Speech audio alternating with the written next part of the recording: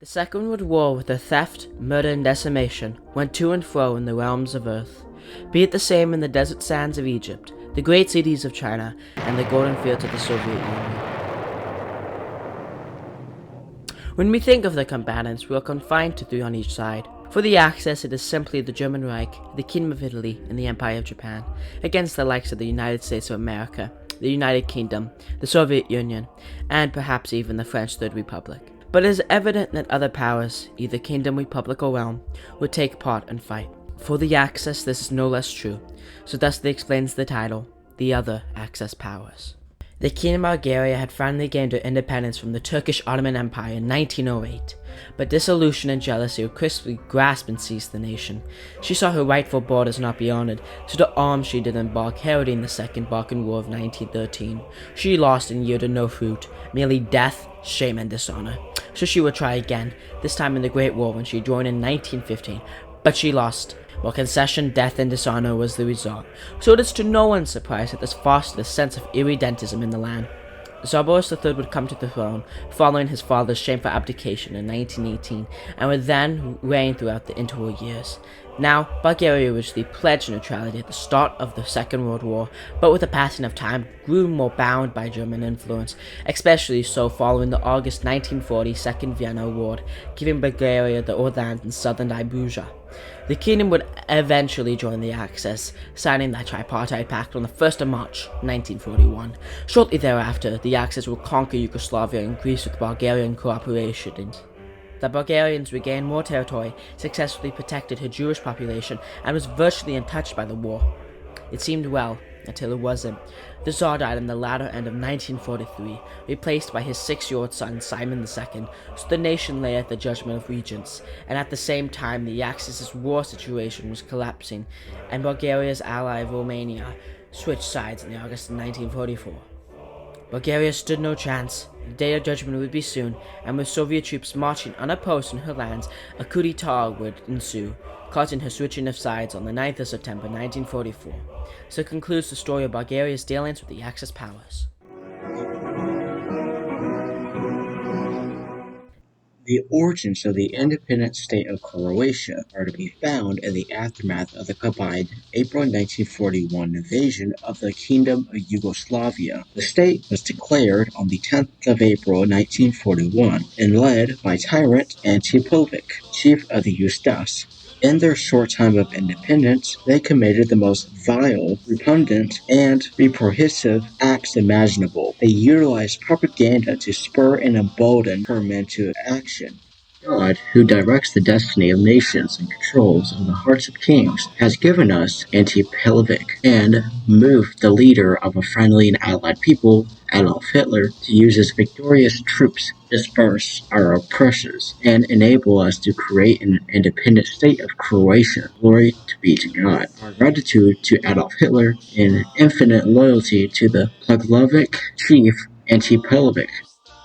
They detested not only Jews but also Orthodox Serbs, whom they saw fit to be forcibly converted or exterminated, and that is what they did. You Serbs are condemned to death, and you can only escape that sentence by accepting Catholicism. The bulk of the military contribution to the Axis was found in anti-partisan activities, and they would fight to the bitter end, contrary to fellow Axis allied nations. But, by God's grace, their independent state would not last, crumbling with their ally Germany. Now, to the woe of the Croatians, Yugoslavia would not be a kingdom like it once was, but a communist republic.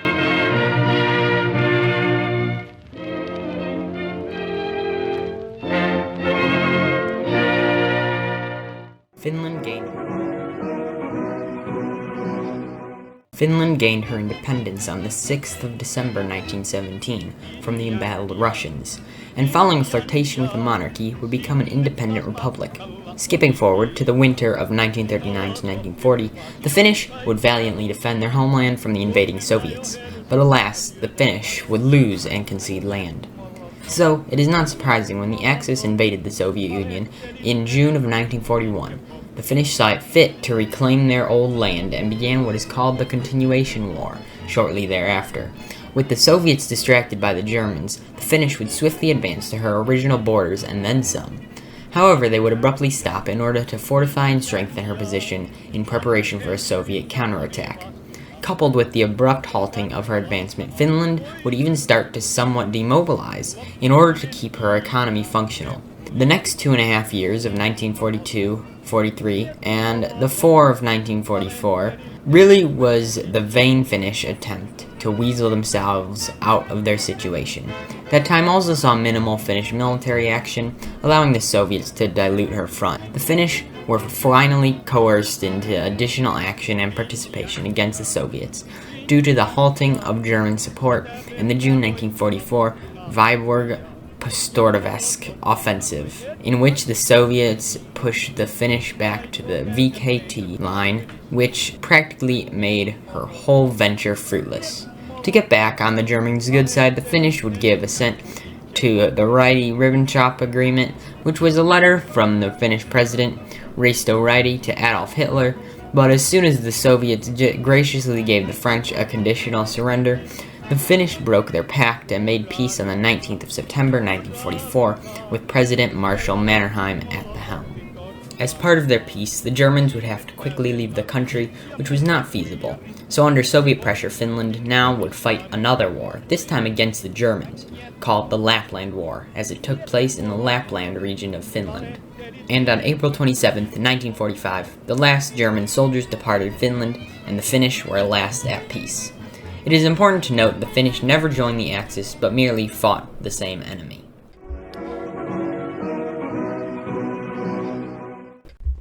A kingdom without a king, an admiral without a navy, and a nation aligned to her enemies. So goes the joke of the Kingdom of Hungary in the Second World War. Now the origins of Hungary's dealings with the Axis are firstly to be found in the dying days of the Great War and the death of the Austro-Hungarian Empire.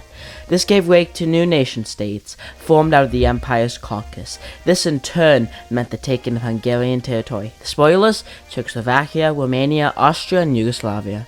Now this was a great disgrace to the Hungarians, giving cause for lamentation and jealousy, so as with other nations, but chiefly so, irredentism and nationalism would greatly expand in the turbulent interwar years. After the fall of the Hungarian Soviet Republic, the Kingdom of Hungary would be established, with a former imperial admiral of the Austro-Hungarian Navy and war hero named Miklós Horthy as regent. This would be complicated on two occasions, with the futile attempts of Karl I to retake his rightful throne, first in the March of 1921, and the second and final attempt in the October of 1921. Thereafter, Horthy, with his power consolidated, would be able to reign in peace. Now, Germany's expansion posed a problem to Hungary. Would they cooperate with Germany, regain their old lands, and save themselves the fate of conquest? Or would they dissent, be disconnected from the Allies, and suffer a fate worse than cooperation? Well, Horthy and Hungary chose the former, regaining her lands of Carpathian Ruthenia in the First Vienna Award in November 1938, defeated the Slovaks in the Little War, and repatriated her diaspora in the south of that country, March 1939. Her old cliffs of Transylvania had been retaken via the Second Vienna Award in September of 1940. A month later, on the 20th of November, the Kingdom of Hungary signed the Tripartite Pact and was now officially a member of the Axis. The Hungarian conquest was not yet satiated, and in the April of 1941, she would invade Yugoslavia and add more lands into her kingdom. Then it happened. The Germans commenced the invasion of the Soviet Union. The staunchly anti-communist and Prussian Hungarians would then quickly mobilize and make war on the 29th of June, 1941. Now, Horthy grew unsatisfied with the Axis' performance on the Eastern Front and wished to free Hungary from the German grip, but the situation was not to her advantage. She was trapped, and she was doomed. In January of 1943, Hungary's Second Army was decimated while fighting the Soviets near Stalingrad. 3 months later, in April, Hitler chastised Horthy and told him of his obligations to Germany and to act on the Jewish matter. The Hungarian Prime Minister during this time was Miklós Kálay, who tried to protect the Jewish population of Hungary and wanted to wane off the Axis-Suicide Pact. He would still continue his policies, and in the March of 1944, Hitler summoned Horthy and informed him that Germany no longer trusted Hungary and would therefore occupy it. So they began Operation Magoroth shortly thereafter, and on the 22nd of March instated the pro-Nazi Dom Struttjay as Prime Minister. Many Jews would now be deported to Germany, which would result in the cold-blooded murders. In September, following the chaos of the foiled Operation Valkyrie, Horthy replaced Trotsky with General Geza Laktos as Prime Minister, and the deportations would then be halted. But at the same time, the Soviets had officially stepped foot on Hungarian soil, and in desperation, Horthy on the 15th of October announced a peace with the Soviet Union. In response, the Germans enacted Operation Panzerfaust, kidnapping Horthy's son, forcing his recantation of the truce and abdication. FRANCO-THAI, head of the fascist-era Cross, was made Prime Minister, and would then reign with his country collapsing. Budapest had fallen in the February of 1945, and the last Germans departed Hungary on the 4th of April. Hungary was defeated, and in 1949 the People's Republic of Hungary was declared and would be doomed to the fate of communism servitude to the USSR. The Kingdom of Romania before the Second World War had a growing ultra-nationalist movement, and even though they had possessed an alliance with Poland, they were never called to the defense thereof, so they could remain neutral. Although neutral, the capitulation of the defender France and forced territorial concessions led to discontentment in the kingdom, coupled with the appointment of General Ion Antonescu as Prime Minister by the unpopular King Carl II in the September of 1940, would bring the nation into stronger cooperation with the German Reich and the Axis powers, of which Romania joined in the November of 1940. Antonescu would consolidate his power as a military dictator, and would see the abdication of King Carl II in favor of his young son King Michael I. Now, of course, the Romanians wished to regain their recently ceded lands, with one of the spoilers being the detested Soviet Union, who took Bessarabia in the summer of 1940, so it is not astonishing to hear how Romania contributed the second biggest Axis army in the Soviet Union. Now, with the great early success of the Axis, Romania was able to reclaim her old lands in Bessarabia and then some, and was promised that more discord would be had on the previously lost Transylvanian lands if her efforts were to continue. But of course, the success was not to last, and the Axis kept getting pushed back, and soon ending up in Romania's land in the September of 1944. To add insult to injury, the Allies would bomb Romania's oil fields. The Order King now plotted a coup d'etat in order to oust Marshal Antonescu from power, and that is what took place on the 23rd of August. The Romanians successfully switched sides and would then take up arms against their former allies. The birth of the First Slovak Republic is to be found within the signing of the Munich Agreement in the September of 1938, and the declaration of independence from the Slovak Provincial Assembly on the 14th of March 1939. At the helm of the newfound nation was a Catholic priest named Joseph Tiso, head of the Slovak People's Party.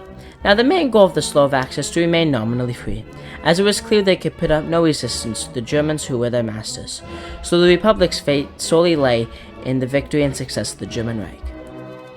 As previously mentioned, the Hungarians would make war with Slovakia briefly at the latter end of March 1939 and took lands to the south. And then 6 months later, in September of 1939, Germany invaded Poland, and Slovakia would march with her ally into her lands, recovering previously conceded villages. Then when Germany invaded the USSR, Slovakia would contribute 2 divisions to the invasion. During this time, the Jewish question would be dealt with in Slovakia, with the end result being the deportation of 2/3 of the population, and a majority of those being slaughtered. As the war dragged on, the support for the government of Tiso waned, and partisan activity would pop up in the nation, and on the 29th of August, 1944, Tiso would announce the arrival of German troops to assist the Slovaks, thus heralding the beginning of the Slovak national uprising. The bulk of the support for the uprising was located in central Slovakia, where a combined force of partisans and revolting Slovaks would fight with the Germans and loyal Slovaks. The fighting betwixt the two sides would remain until the latter end of October, with a German counterattack of about 35,000 men seeing the end thereof. The leaders of the uprising, Jan Golian and Rudolf Vest, would then be captured and die in German concentration camps. The uprising was the basic end of Slovakia. It held no chance for victory, and as the dust of war receded, Slovakia within a union with the Czechs was the result once again.